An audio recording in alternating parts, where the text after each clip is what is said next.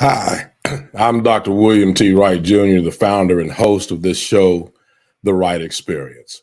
I'm absolutely thrilled to be able to continue to bring this hopefully valuable programming to you over the course of the next few years.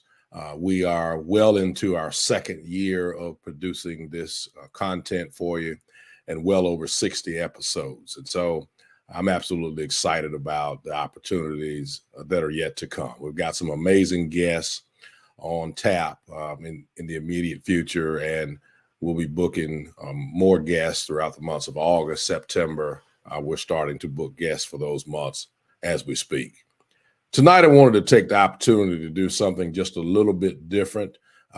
As many of you know, I am have transitioned into a new leadership role as the proud superintendent of the Sumter School District in South Carolina. I'm absolutely excited about that opportunity. We have an amazing school district, and I'm excited to have the confidence of the Board of Trustees to be the new leader of that district, and we're off to a tremendous start. But I wanted to take the opportunity for this show to just talk a little bit about transitional leadership and some of the things that I think are key to making sure that a transition into a new leadership role works well for you. So hopefully through my experiences and through some of the opportunities that have been presented, hopefully transitions will become easier, because a smooth transition is absolutely successful and essential to continuing to move your school district or organization or even individual school forward. And so as we are talking about transition, let's start talking about plans, because plans are plans and reality sometimes is reality, and hopefully they match up. But a good leader starts out the work of transitioning by instituting a plan that allows for open and honest temperature assessments, I like to call them, where you examine, work with multiple stakeholders to take the temperature of your school district. And now you don't want to just limit this work of working to find out about your district or your new school or your organization by just talking to people who are paid to give you information. But you want to expand out into the community and find people that are called opinion leaders. One of my favorite books of all time is written by a lady by the name of Carolyn Warner, where she talks about having opinion leaders. So within your organization, you will have people that will give you very valuable information. But the best work is to get out into your community, into your constituents, people that your organization, school district, what have you, is serving, to find out also their perspective about how effective the organization is and some of the things that they want to see happen as time goes on. And so from the school district lens, those people would include, of course, students, parents, central office staff members, community, your board, county commissioners, city council members, faith-based community, but also Rotary and civic organizations, universities that your district might support, community colleges, and then every once in a while, when you see folks out in the fields planting crops, you might want to pull over and have those informal conversations as well. And through that begins then to formulate a vision by which you can take the organization that you're trying to lead and move it forward. You also want to develop a theme when you can that explains what it is that you are trying to do with your assessment. Every organizational leader is sought after for his or her vision. So you want to make sure that you find a way to describe your intent as a good leader. And that's taken many forms over the years for me. as a leader. Currently, I am employing the strategy called Ask, Assess, and Analyze, or the AAA concept, in which we are taking the opportunity to do just as I've said. We're examining formal and informal data. We're using traditional and unorthodox methods to learn more about the organization that we're serving. And while there might be a time frame to get that work started, it is certainly an ongoing effort to continue to learn more about the district that you are serving. It is essential that people understand and know your vision for the critical work that you are doing as leaders. And so over the years, I have developed what I call the 3 E's for education. And I believe that it's the basis for all instruction and the innovation of such. Lessons, first of all, the first E, lessons must be engaging. Engagement is not an option. If we talk about right now our favorite teacher, the person that we learn the most from, we might talk about their intelligence, but we're going to talk about the fact that they kept learning interesting. Learning was fun. Learning was meaningful to us because they made it so. And so we call that creating engaging lessons. Educators also must make sure that we are exposing children to the right thing, hence the second E, exposure. Children have to be exposed to the right things. There are many opportunities in today's educational economy and environment for children to be exposed to all kinds of things. Exposure for them is as simple as a cell phone. But as educators, we want to make sure that they're exposed to accurate information and information that helps value-added education for them. And then thirdly, lessons must be full of exploration.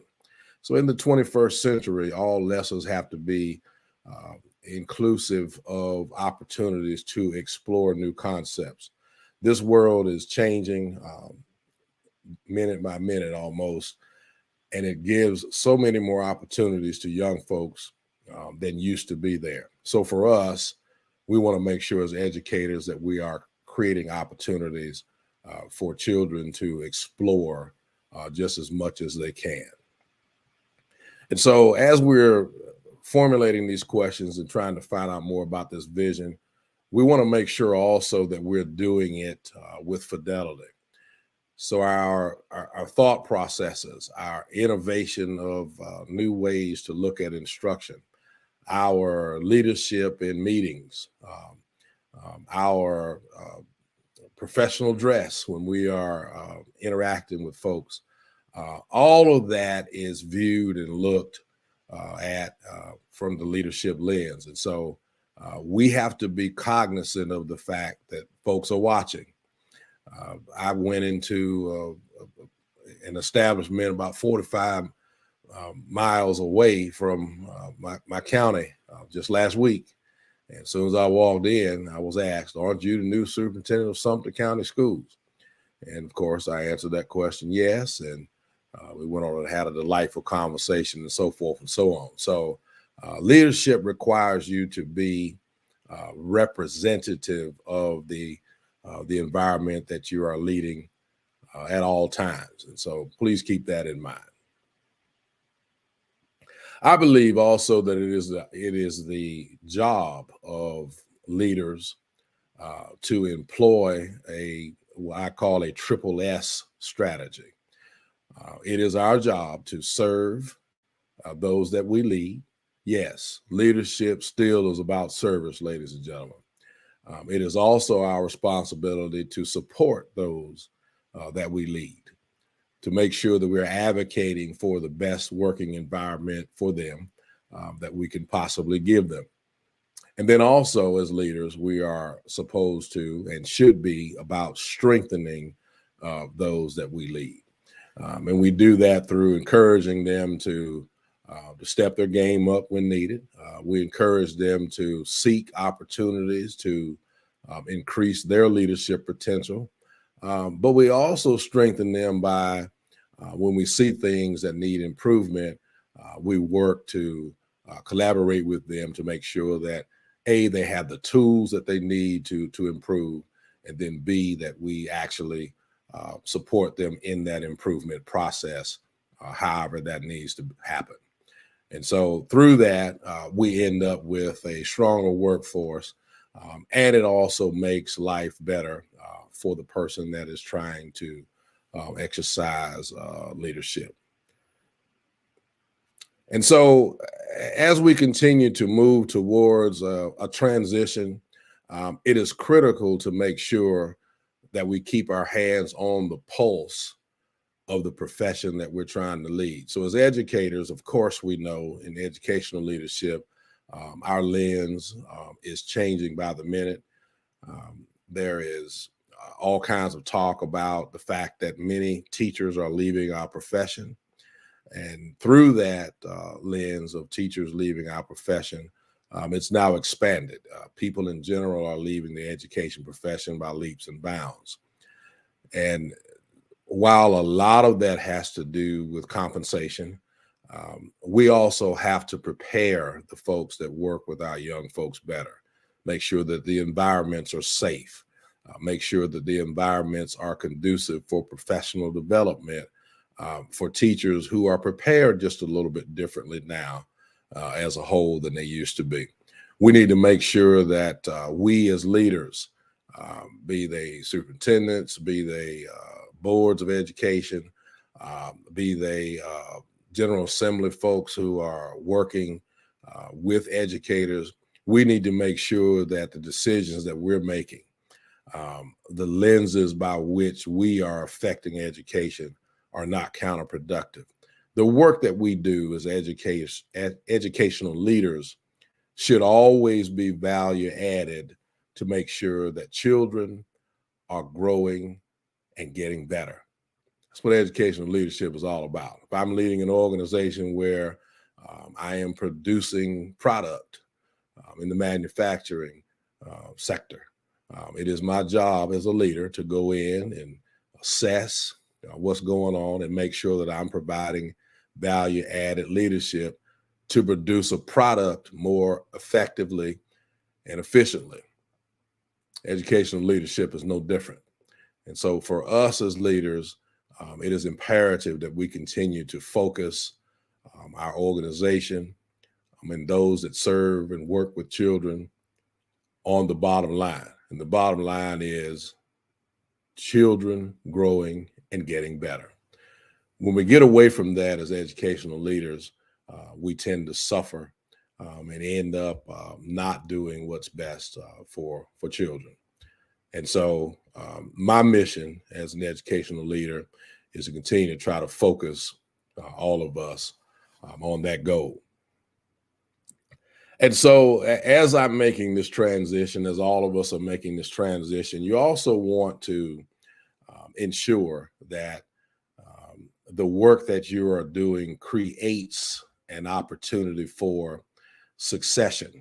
So any good leader, anywhere, any profession, you want to make sure that you are working to build up aspiring leaders who one day want to do what you're doing. So as a superintendent of schools going into my 10th year now, I'm proud of the fact that there are people that have worked under my leadership that are now superintendents of schools districts, just like I am. They're lead directors in human resources departments for universities and many, many, many others. If I start naming them, I'll leave out somebody, but I'm just proud of the opportunity that I have had over the years to be able to affect change. But this is not about me. Leaders have to be smart enough to continue to mold and shape and grow others around them. Not necessarily so much for a pedigree enhancement, but to make sure that the profession continues to be safe and continues to be a profession that thrives even in this tough time. And so leadership is hard, particularly when you're leading an environment that is ever changing. Coming out of the pandemic is a challenge for so many of our leaders. And so part of what has to happen is those of us that are leading successfully, we need to make sure that we are taking care of and mentoring and preparing the next generation of leaders. It is also critical and essential that leaders who are out there doing the work form and maintain a network upon which they can depend on. Um, these jobs are not jobs that you can do alone. You must depend on and mentor and network with folks who understand the work, and it's got to be a reciprocal process. Sometimes you're going to be the one that is disseminating the information, and then other times you're going to be the one that needs information. And so we can't be afraid as leaders to show our vulnerabilities to folks that, of course, you have confidence in and can trust. I hope that these opportunities that I've talked about and these leadership perspectives that I've talked about have been beneficial. Didn't want to create a long episode tonight, but I just wanted to give you some tidbits about transitional leadership and how I believe that you as leaders, that we as leaders can be effective when we're going through transition. Hopefully this has been a benefit to you. Next week on the show, we will have Dr. Derek Jordan. Dr. Derek Jordan is a deputy superintendent for the North Carolina Department of Public Instruction. And we've been trying to get Dr. Jordan on the show for a while. He has agreed to come here, be on the show next week. That'll be July 21st, 2022 at 7:00 p.m. Until then, I want to thank you again for being such a gracious audience, and thank you for continuing to talk about our show and spread the word. And as I continue to embark on this new leadership journey, I ask that you keep me in your thoughts and prayers and keep our school district lifted up. We are going to move from what I believe is a good school district to a great school district. I'm excited about the many opportunities that our school district presents. And I'm honored that the Board of Trustees of Sumter School District would select me to serve. In terms of my show, again, just want to thank you all for supporting what we're doing. And we look forward to more amazing work on the Wright Experience. Thank you and good evening.